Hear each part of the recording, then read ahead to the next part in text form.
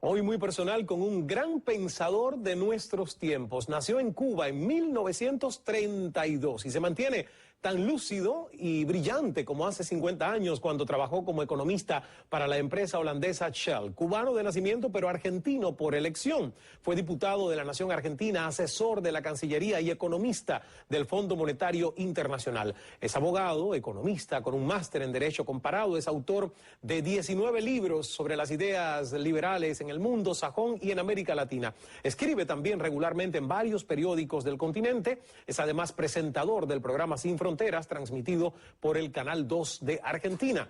Un privilegio, un honor tener con nosotros una figura de la talla intelectual de Armando Rivas en esta hora en vivo y muy interactiva de Cala en el aire ya.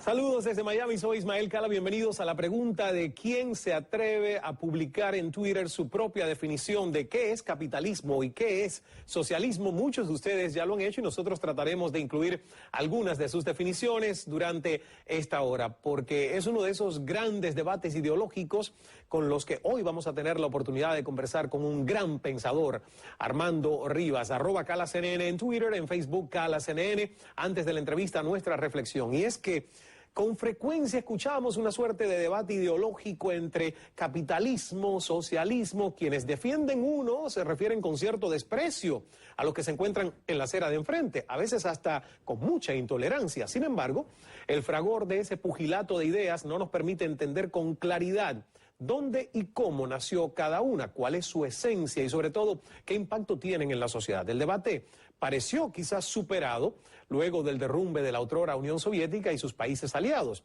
No obstante, es innegable que ha habido una especie de resurgimiento de ese discurso anticapitalista, especialmente en varios países de nuestra región. Pocas veces se tiene la oportunidad de conversar sobre este y otros temas con una de las mentes más estudiosas y conocedoras de la materia. Aprovechamos la presencia del economista, escritor y experto en Derecho Comparado, Armando Rivas, para justamente hablar de este y otros muchos temas con la participación de ustedes. Señor Rivas, un gusto, un honor tenerlo en el programa.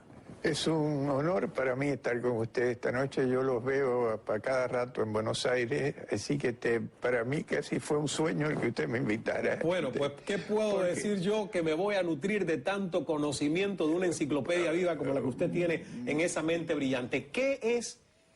¿Por qué nos cuesta tanto trabajo hoy en día definir qué es el capitalismo y qué es el socialismo? Yo creo que usted tiene definiciones propias. Sí, pero yo quiero antes de las definiciones plantear la problemática genérica del tema.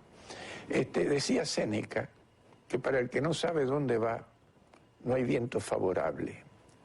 Y yo le añado, y para el que no sabe dónde está y por qué está donde está, difícilmente sepa dónde quiere ir.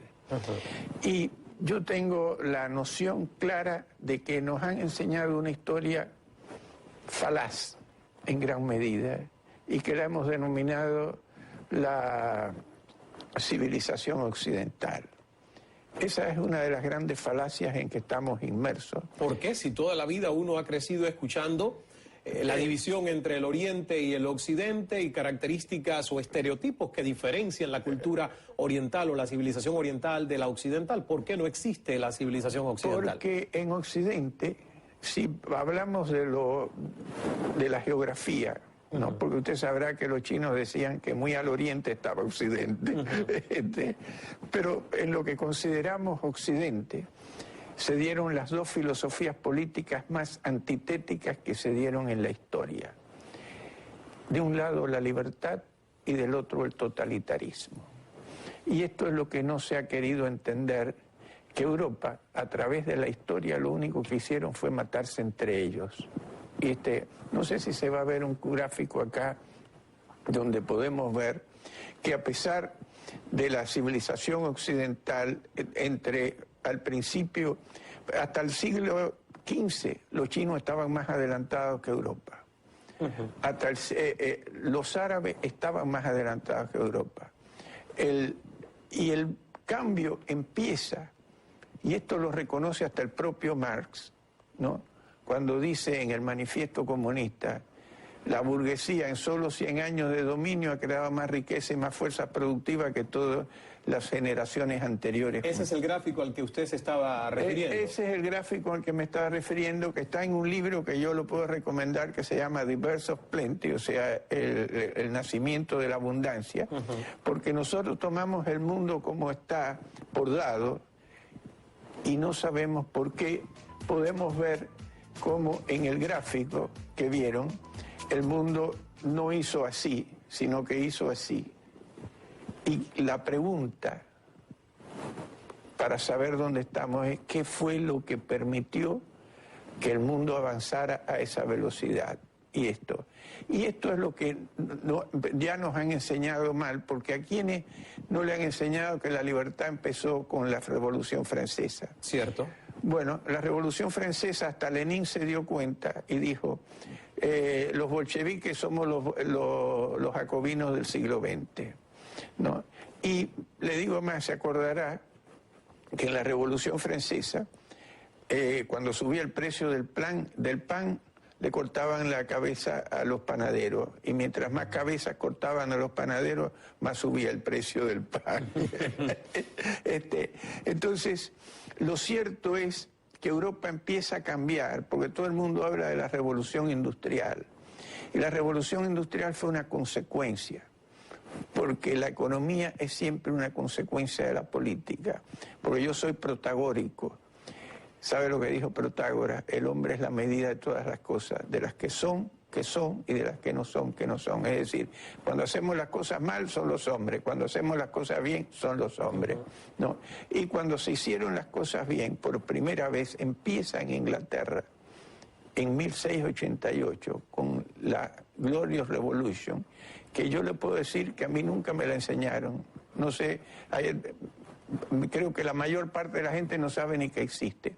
Y esa fue la primera vez, porque Inglaterra, hasta 1688 no había libertad en Inglaterra, si no, los Pilgrims no se hubieran venido a los Estados Unidos. Claro. ¿No? Entonces, y en 1688, cuando se da la Revolución Gloriosa, se empiezan a poner en práctica las ideas de Locke por primera vez, que había tomado conciencia del hombre como era, ¿no? Que está en el cristianismo también, pero que no se aplicó, que es que, y por eso dice, los monarcas también son hombres. En otras palabras, se establece por primera vez la idea de que hay que limitar el poder político.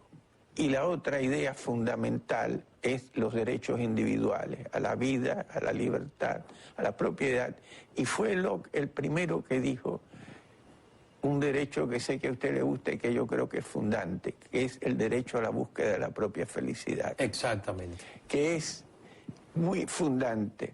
Pero bueno, entonces, y esto, después podemos hablar de esto cuando hablemos directamente del capitalismo y de la Pero todo eso que me está diciendo, que además yo estoy fascinado porque nos ilustra un poco de dónde viene toda esta historia.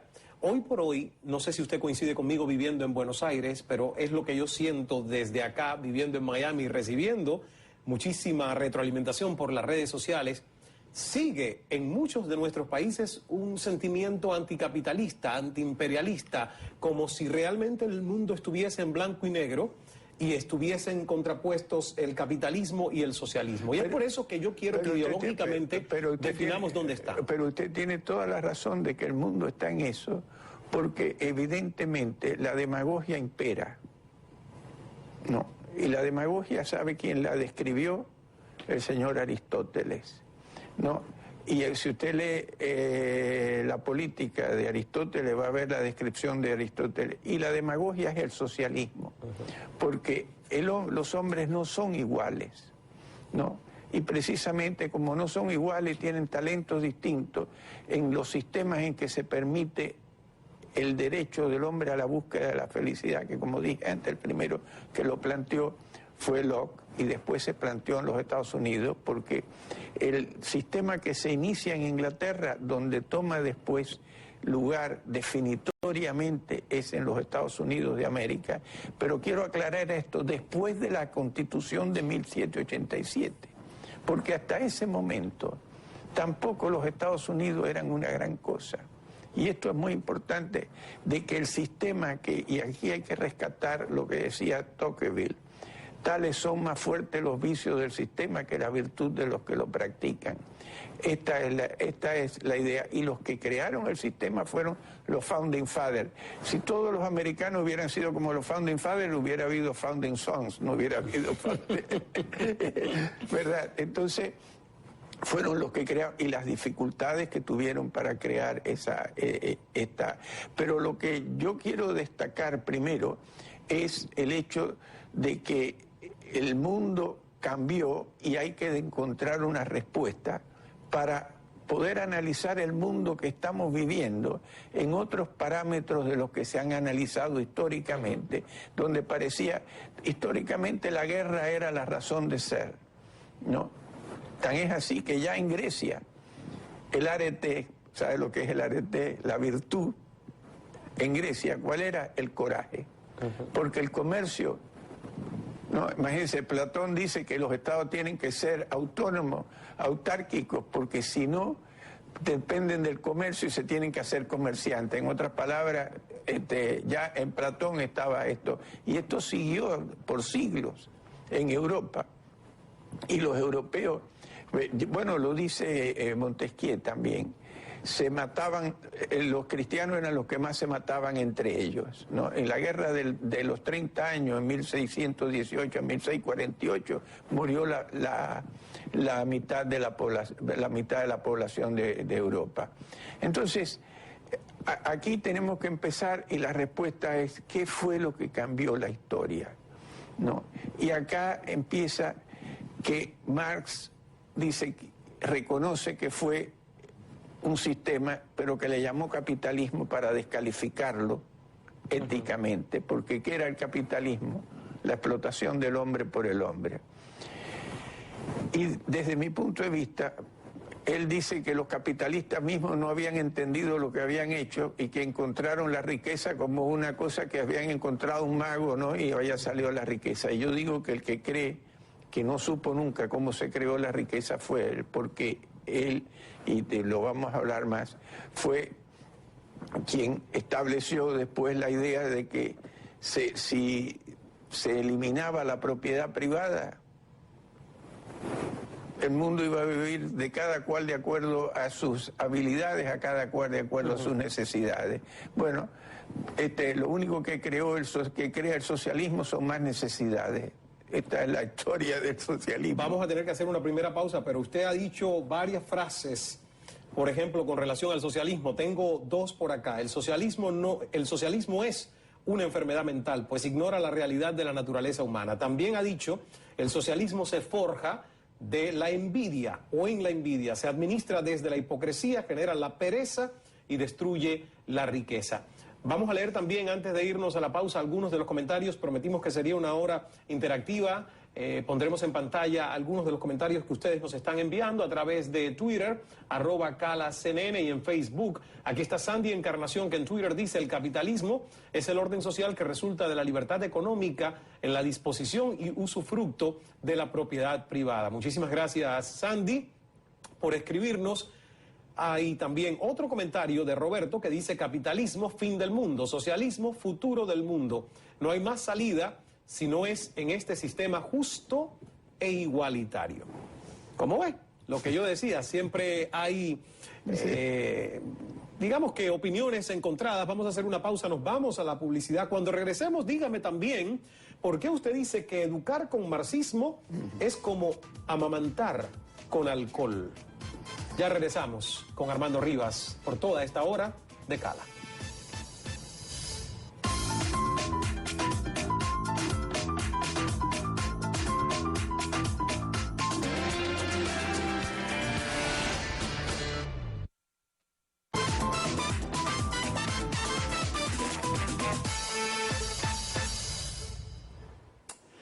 Continuamos en nuestro programa con el gran pensador, escritor, investigador, abogado, economista que nos acompaña el señor Rivas, y la verdad que hay muchísimos comentarios por acá. Por ejemplo, dice Charlín 1911, capitalismo, bien particular sobre bien común, socialismo, bien común sobre bien particular. Hay otro que dice Chexter, el socialismo es la distribución igualitaria de la riqueza de todo tipo, producida por una sociedad en un país determinado. Hay otro que es un poquito más humorístico, que dice Camilo LM, el socialismo si se hace en el desierto, a un año importa arena. Se ríe usted, está bastante simpático. Dice Dioners Yes, la demagogia es socialismo.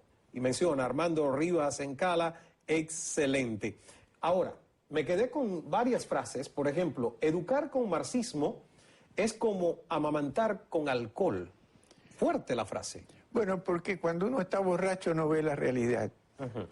Y el marxismo impide ver la realidad porque parte de una idea del hombre que es falsa. ¿Pero y dónde se educa con marxismo hoy? Bueno, se educa supuestamente con socialismo, y el socialismo es marxismo vía Bernstein.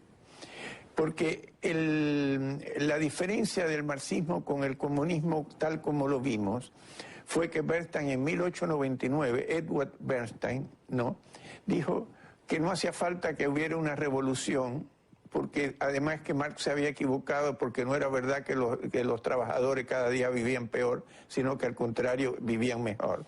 Pero que había que cambiarlo y hacerlo democráticamente, o sea, llegar al socialismo por la vía democrática, ¿no? Y lamentablemente lo están logrando, porque es, como dijo Aristóteles, dice, cuando el pueblo se hace monarca, viola la ley, y desde entonces los aduladores del pueblo tienen un gran partido. Toda la idea de la desigualdad y demás, y no se quiere hablar del problema de la creación de riqueza, que es el problema. Y entonces yo querría hablar ahora de cómo los Estados Unidos transformaron al mundo a partir de 1787. Y por eso le llamo el rule of law, porque se puede decir en castellano Estado de Derecho, pero este es un Estado de Derecho en particular, que tiene una filosofía política y que es importantísima, porque fue la primera vez a partir de Inglaterra que se tomó conciencia del hombre como es, y se hizo un sistema para el hombre como es. Y le puedo decir que usted no va a encontrar en el Federalista o de Federalist Paper una palabra sobre economía, pero el resultado es lo económico, ¿no? Y el resultado fue, primero, que las mayorías no tenían el derecho a violar los derechos de las minorías. Fundamental, cosa que los europeos no se enteraron. Segundo, que había que defender los derechos individuales, entre los cuales está la propiedad y el derecho del hombre a la búsqueda de su propia felicidad, que por suerte cada uno es feliz de manera diferente. No, porque si todo el mundo para ser feliz tuviera que ser rey de Inglaterra, todo el mundo sería infeliz. Claro, muchísimos, la mayoría, ¿no? Pero entonces el tema pasa porque se reconoce éticamente el interés privado. Y esto fue un principio que está muy claro en David Hume, porque los Founding Fathers, de alguna manera... O los padres de la Constitución, de la Independencia de Estados entre Unidos. ellos Madison, estaba desde mi punto de vista muy influenciado por Hume, porque fíjese lo que dice Hume. Dice, si los hombres fueran generosos y la naturaleza pródiga, la justicia no tendría razón de ser. No haría falta. ¿Qué dice Madison en la Carta 51? Si los hombres fueran ángeles, no haría falta el gobierno. Si fueran a ser gobernados por ángeles, no haría falta ningún control al gobierno. Pero ¿qué es el gobierno? Y esto es lo más fundamental. Es una administración de hombre sobre hombre. Y por eso hay que poner un límite al poder. Y una fiscalización. Exactamente. Al poder, que fue precisamente lo que los americanos llaman el judicial review. O sea, el rol fundamental que tiene el sistema judicial para determinar que una ley es o no. Y esto lo planteó Hamilton en la Carta 78, no, donde dijo toda ley contraria a la Constitución es nula. Y después se aplicó en 1803 con el caso famoso de Marbury versus Madison, donde Marshall estableció que era el rol y la obligación del Departamento de Justicia decir que era la ley a partir de la Constitución escrita que se había hecho. Y es por eso que la Constitución, al menos en Estados Unidos, y sé que en otras partes del mundo, es un documento sagrado y cuesta demasiado proceso para incluso hacerle una pequeña enmienda. Claro, por eso, pero lamentablemente en el resto del mundo, no sé, en Inglaterra, por ejemplo, no tienen Constitución, y como no tenían Constitución, cuando vino Attlee, ¿qué hizo? Violó todos los derechos individuales cuando nacionalizó la industria del carbón y los ferrocarriles y demás. ¿Y qué pasó con la economía inglesa? Que tuvo que venir la Thatcher para rescatarla 30 años después. ¿Por qué? Entonces, esto es importante. Y fíjense, si usted me permite, voy a leer una cosa que dijo Ira Glasser en una obra que se llama La visión de la libertad, y dice: los primeros americanos realmente inventaron una nueva forma de gobierno, pero hicieron algo más que eso, declararon un nuevo propósito del gobierno. Ese nuevo propósito era la protección de los derechos individuales. Ningún gobierno nunca antes había sido creado primeramente con ese propósito. Antes de 1787 el rol del gobierno se suponía que debía ser la aplicación de un consenso comunitario dirigido a hacer a los ciudadanos virtuosos y morales. Pero los primeros americanos cambiaron todo y fundamentalmente redefinieron la relación legal entre el individuo y la comunidad. Y Ayn Rand dice algo que también en los Estados Unidos fueron la primera sociedad moral en la historia. Todos los sistemas previos habían visto al hombre como un medio sacrificable a favor de los fines de los demás y a la sociedad como un fin en sí mismo. Los Estados Unidos consideraron al hombre como un fin en sí mismo y a la sociedad como un medio para una coexistencia pacífica, ordenada y voluntaria de los individuos. Y esto, lo que crearon los Estados Unidos fue cambiar la historia del mundo. Fueron determinantes de ese cambio que hubo en la historia del mundo, y no se conoce, y hoy casi diría que se está olvidando en los propios Estados Unidos. Claro, porque de ahí le iba a decir que Estados Unidos, por ejemplo, si podemos analizar el resultado del índice de democracia del 2011 de The Economist, Estados Unidos, creámoslo o no, está en el lugar 19, muy por debajo de otros países en cuanto a este índice de democracia. Por supuesto, Noruega está de primero, Dinamarca de tercero, Suiza, Nueva Zelanda, Australia, Canadá de octavo, y viví en Canadá y atestigo de que es un país que me parece una mezcla de capitalismo con socialismo, algo... Uruguay está en el 17 y Estados Unidos en el 19. O sea, Estados Unidos hoy por hoy no es el mejor paradigma del mundo en cuanto al sistema democrático. Pero quiere que le diga una cosa, el problema pasa porque hay definiciones diferentes de la democracia. La democracia del rule of law es una y la democracia mayoritaria es otra. Y los Estados Unidos esto lo tuvieron muy claro para que no se violaran los derechos individuales. Si usted, porque tiene una constitución hecha, permite legalmente nacionalizar y demás, es democrático también, pero ¿qué pasa? Es una destrucción de la creación de riqueza. Mire, Europa está con una crisis enorme, ¿verdad? Y la gente dice que es la crisis del capitalismo. No, es la crisis del socialismo. ¿Sabe cuánto es el gasto público en los países de Europa? Entre cerca o más del 50%, ¿no? 50% del Producto Bruto. Como dice Gilder en un libro que recomiendo también, que se llama Riqueza y Pobreza, dice, el gasto público no forma parte del producto, sino forma parte del costo del costo de producir. Bueno, es justamente lo que está tratando de hacer el nuevo presidente español, Mariano Rajoy, de justamente recortar ese gasto público. ¿Pudiera ser ese el camino? ¿Usted ve que la tendencia en Europa sería irreversible? Mire, el problema es que hay dos procesos acá. Hay uno que tiene que ser la política monetaria, porque usted no puede dejar caer a los bancos, porque si deja caer a los bancos pasa lo que pasó en la década del 30 en Estados Unidos. Y esto lo dice nada más y nada menos que Friedman, para que no me digan que soy keynesiano, ¿no? Y dice,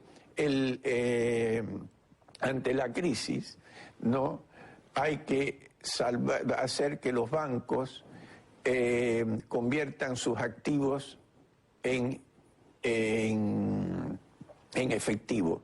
Y para esto no es que se cambien de un banco para otro, sino que habrá que crear dinero. O sea que Friedman, el monetarista por antonomasia, se dio cuenta que en un momento de la historia, cuando uno tiene sistemas bancarios de reserva fraccionaria, como dice él, la mentira del mundo es decir que usted tiene un depósito en el banco. Usted no tiene un depósito, usted tenía un crédito, porque el banco la plata suya ya la prestó. ¿Te das cuenta? Entonces hay que resolver, hay que parar la problemática a través del dinero, ¿no? Y después empezar a reducir el gasto, porque es inviable un sistema donde el gasto llega a niveles que la gente cada vez tiene menos interés en trabajar y en producir y más interés en que le regalen la plata. Esto es porque el hombre es como es. Y por eso es que, insisto, el cambio de los Estados Unidos fue fundamental, porque fue el primer país, o el segundo, si se quiere, después de Inglaterra, que tomó en cuenta al hombre como es.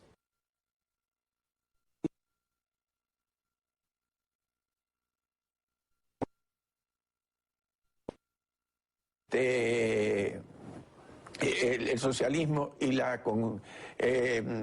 concentración de poder son frutos del mismo suelo, porque lógicamente si usted tiene el derecho a repartir, tiene el derecho a quitar, y donde hay el derecho a quitar, no hay derecho de propiedad, y donde no hay derecho de propiedad no hay creación de riqueza, y esto lo vamos a ver con Europa. Que vamos a analizar la crisis, porque es importante saber cuáles son las causas de la crisis europea y la causa de la crisis americana. Son totalmente diferentes. Vamos a hacer una pausa y cuando regresemos nos explica las causas de la crisis de Europa, la de la crisis de Estados Unidos. Obviamente hay muchos más comentarios a través de las redes sociales y vamos a leer algunos de los que ustedes siguen enviándonos a través de @CalaCNN en Twitter y en Facebook. Ana Asiloe, el capitalismo comprende un conglomerado de inversión empresarial y humanística de mayor proyección. Gracias, Ana, por tu comentario.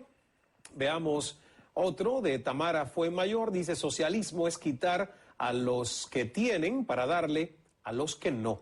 El capitalismo es reproducir a los que tienen y los que tienen. Gracias por los comentarios. Repito, ahí pueden seguir escribiéndonos en @CalaCNN y seguirnos también. Muchísimas gracias, que nuestra comunidad ya va por 217,000 asociados y esperamos seguir creciendo como siempre. Volvemos enseguida con Armando Rivas.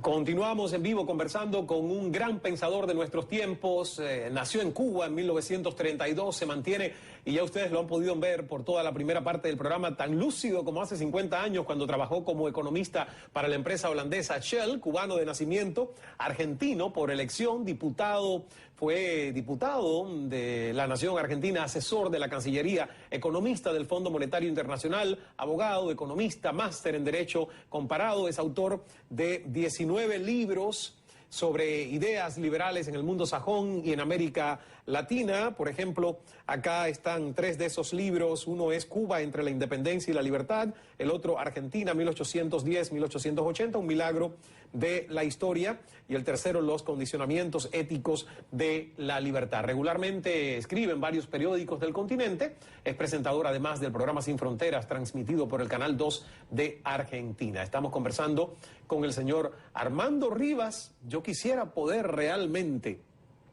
llegar a su edad y acumular al menos el tercio de conocimiento y de cultura general que tiene usted. ¿Cómo se logra eso? ¿Se lee mucho, constantemente? ¿Cómo no olvidar tantas citas? A veces me critican por las citas y yo digo, lo que estoy diciendo son las ideas que cambiaron el mundo, no son mías. Si hubieran tenido que esperar por mí, estaríamos viviendo en la Edad Media. Lo que pasa es que son ideas que debiera saber todo el mundo y como nos han enseñado lo contrario, no lo entendemos, ¿no? Y por supuesto la demagogia ha sido, imagínense, la escribió Aristóteles hace 2500 años, o sea, la idea de la supuesta igualdad y de quitarle a los ricos para que también Aristóteles dice eso es una iniquidad. Lo dice, sacarle a los ricos para darle a los pobres es una iniquidad. Lo dice con todas sus letras. Usted dice que la sociedad parece ser dividida éticamente entre hombres con intereses y hombres con vocación de servicio. La historia muestra que estos últimos prestan muy malos servicios. ¿Quiere que le diga la verdad que eso casi es una paráfrasis de Adam Smith? Porque el que lo dijo así también fue él, cuando se refirió precisamente a lo que se ha llamado la mano invisible. Y dice, él dice, el individuo buscando su propio interés hace bien no solamente a él, sino a la sociedad en su conjunto, mucho más que los que pretenden actuar por el bien público, que generalmente no conozco que hayan hecho mucho bien público. Y cuando el Estado se apropia del 50% de la economía, usted tiene que plantear una teoría económica diferente de la que nos han enseñado en muchos casos. Y esto es el problema de Europa. Europa... mire, y ahí vamos ya a entrar a lo que quedó pendiente de las causas de las crisis en Europa y en Estados Unidos. Y sí, y lo voy a hacer muy simple. En Europa, entre el 60 y el 70, el gasto público en los países principales, Italia, Alemania y Francia, eran del 15%, 17% del Producto Bruto. Crecían entre el 4 y el 6% por año estos tres países. En la década del 2000 llegaron prácticamente al 50%, Francia llegó al 56%, por eso cuando dicen que el problema es Grecia, no, Grecia es el ejemplo del problema, pero no es el problema es mucho más amplio, ¿no? Que crecieron entre el 2000 y el 2008 a menos del 1% por año. Y países como, por ejemplo, Alemania, que aparece que es el grande... ¿Sabe cuánto cayó la economía alemana en el año 2009? Casi el 5%, o sea, casi el doble de lo que cayó la economía americana. Pero al menos Angela Merkel en este momento parece ser la líder dentro de la Unión Europea. Porque, ¿sabe? Alemania tiene una ventaja porque es la única que tiene el euro es compatible con su nivel de precios internos, porque hicieron un error grave, porque en la Argentina hemos aprendido de hacer errores, ¿no? Enormemente, ¿no? Y sabemos, tener una moneda sobrevaluada es imposible, y esto es el problema que tiene la mayor parte de los países europeos. Cuando él dice que Alemania anda bien en gran medida por los errores que hicieron los demás, porque el superávit comercial de Alemania es prácticamente el 60% de su superávit comercial lo tiene de los demás países europeos. Que todos los demás, salvo Holanda, todos los demás tienen déficit comerciales en producto precisamente de haber hecho una moneda común sin una política monetaria y una política fiscal común. Esta es una cosa que van a tener que arreglar de alguna manera. Y creer que ahora, como dicen algunos economistas, que no pueden bajar el gasto, lo que no pueden es subir los impuestos. Y al principio le diría que casi la inflación sería un beneficio en estas circunstancias, porque bajaría el nivel real de la deuda, ¿no? Sin crear un problema financiero al sistema bancario, porque le quieren echar la culpa ahora a los bancos del problema, y los bancos lo único que hicieron fue normalmente usar los créditos, los errores que cometen los gobiernos. En el caso de Europa. ¿Y en el caso de Estados Unidos fueron los bancos los culpables de la crisis de acá?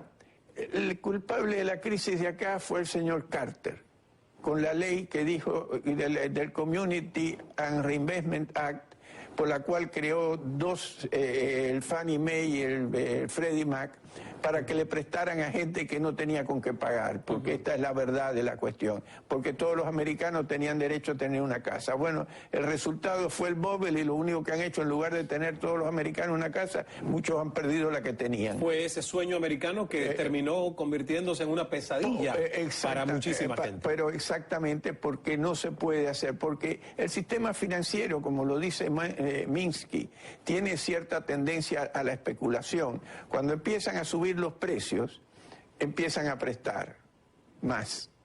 ¿Y qué pasa? Después, porque prestan, suben los precios. Y ahí empieza toda esta fantasía que fue lo que dio el bubble. Pero los Estados Unidos tienen hoy, en los Estados Unidos se rompió con la regla del sistema a través de esto. No es el sistema. Ahora, lo que sí hay que tener cuidado es que no caigamos en la idea de crear un sistema como el europeo, porque como dijo The Economist hace poco, el problema de Europa es el sistema, y el que lo quiere cambiar pierde las elecciones. Y si no, mire lo que le pasó a Schröder en la propia Alemania, que fue el que trató de cambiar el sistema, su propio partido lo sacó. Entonces, esto hay que tenerlo, a mi juicio, muy claro para entender, como le digo, la problemática del mundo en la actualidad, que es distinta de lo que se vivió anteriormente, porque hoy hay países que se han dado cuenta de lo que dijo Hume, que la riqueza de tu vecino no te perjudica, sino que al contrario te beneficia. ¿Por qué cree que los chinos le compran los bonos a los americanos? Porque saben que si se cae la economía americana, se cae la de ellos también. Hablando de China, nos tenemos que ir a una pausa, pero ¿es China un país comunista? Es una buena pregunta, sí, pero la dejamos pendiente para cuando regresemos de la pausa. Usted no se nos vaya. Continuamos hablando con este gran pensador de nuestros tiempos, que es el señor Armando Rivas. Ya volvemos.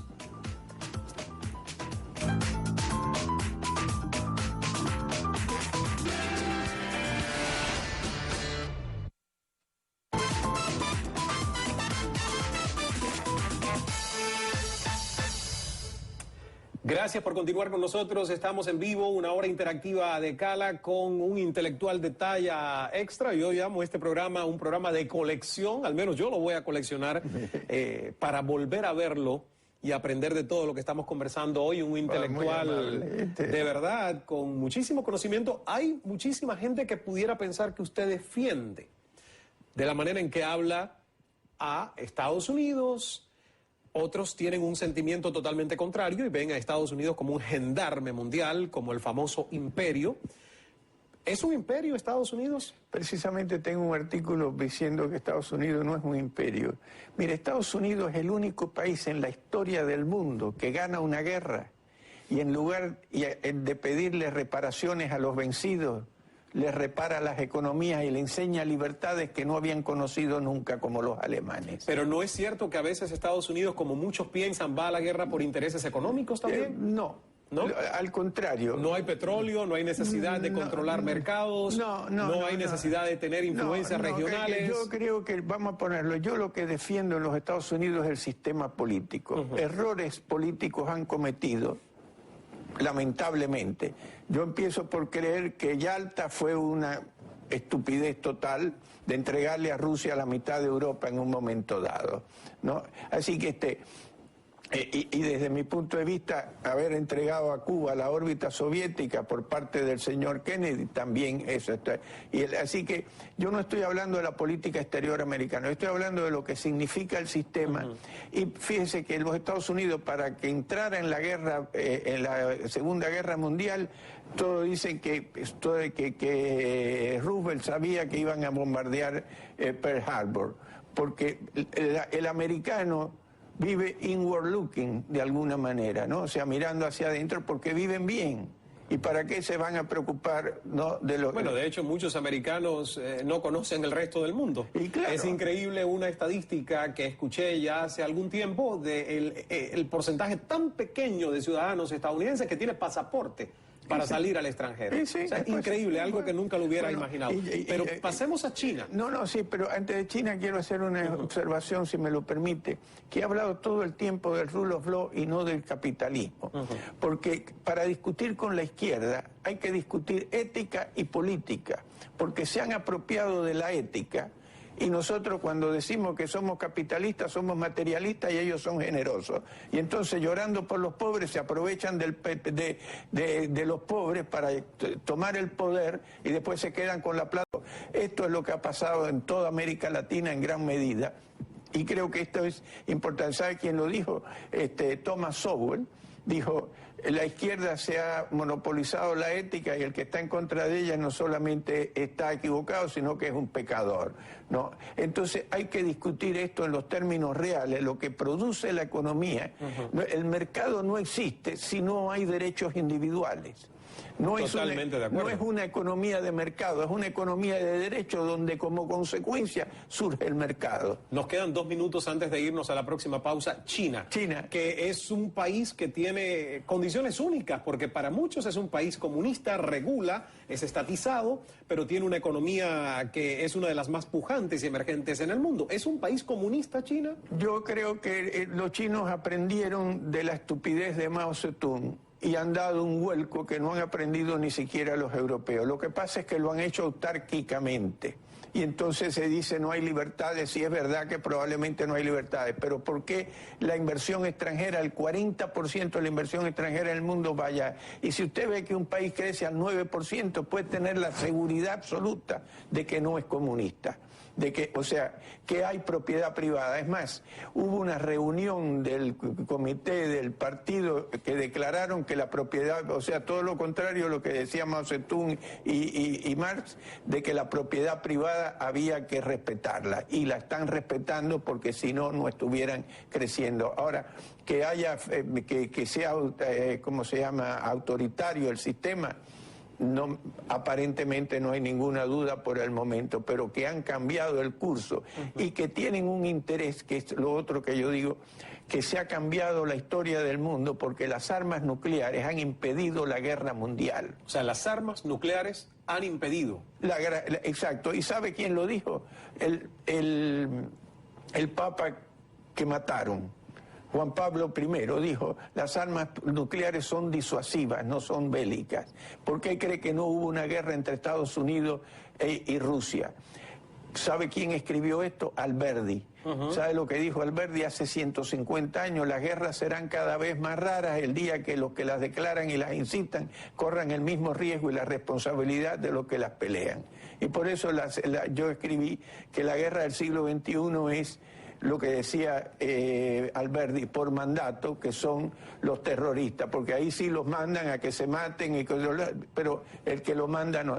Y hoy por hoy el nacionalismo y el antiamericanismo no es porque ¿usted cree que Chávez quiere una guerra con Estados Unidos? No, quiere usar el nacionalismo para tener el poder político interno absoluto, justificarlo en términos del imperialismo. Bueno, es una maniobra que no se ha visto por primera vez en nuestro continente con Chávez, sino que ya se ha observado en otros países.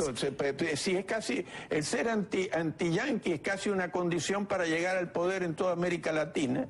Con ese comentario nos vamos a publicidad, no porque quiera, sino porque son las reglas de la televisión comercial. Yo mañana voy a ir a mi doctor, porque no sé cómo le hago, pero algún tratamiento tengo que tener para poder tener mejor memoria, como tiene usted. A mí se me olvidan muchas cosas y a usted no se le olvida nada. Vamos a publicidad y aquí están algunos de los comentarios que ustedes nos dejan a través de las redes sociales, utilizando Twitter, @CalaCNN, y también en Facebook con CalaCNN. Así que muchísimas gracias por participar en el programa.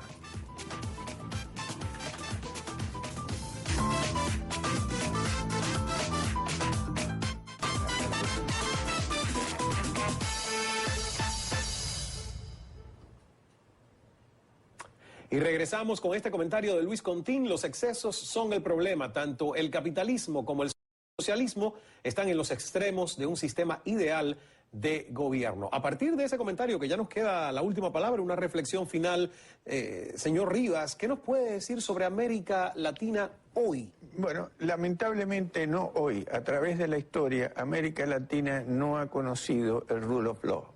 El único país de América Latina que lo conoció y mostró la esencia del sistema fue la Argentina, que en 1853 tenía 1 millón de habitantes, 80% analfabetos y era uno de los países más pobres de América. Y a principios del siglo XX era el sexto, séptimo país más rico del mundo con 7 millones de habitantes y 25%. Y esto fue la aplicación del rule of law. Y esto es sumamente importante porque quiere decir que usted no necesita ser ni anglosajón ni protestante si usted aplica el sistema. Y cuando rompió el sistema y entró el sistema fascistoide que vino con Perón y el nacionalismo católico, ¿no? ¿Qué pasó? Que la Argentina ahora creo que está en el lugar 77 o 80 de los países del mundo. Y el resto de América Latina lo que está usando es la democracia de masas, en otras palabras, la demagogia para llegar al poder, llorando por los pobres, para tener la justificación, porque sepa que como decía Lamartine de Marat, amaba a los pobres, amaba al pueblo y odiaba a los hombres, porque y con esto termino, el sistema del bien común es la mentira en la que se basa el poder político absoluto, ¿no? Porque cuando hay el derecho de los pueblos, usted ni yo tenemos derecho. Muchísimas gracias.